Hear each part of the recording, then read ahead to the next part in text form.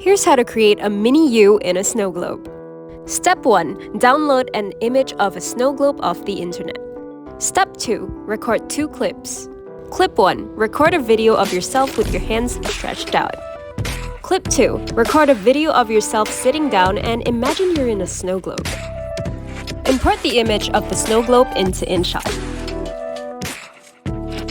Use the cutout feature to remove the background and erase the elements you don't want with the eraser tool.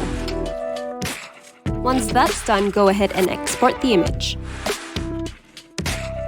Now upload the video of yourself stretching your hands out on InShot. Press PIP and add the image of the snow globe.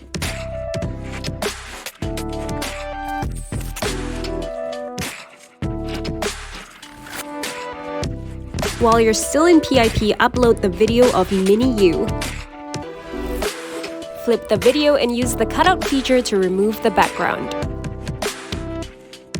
Adjust and resize yourself. Now add stickers to decorate your snow globe.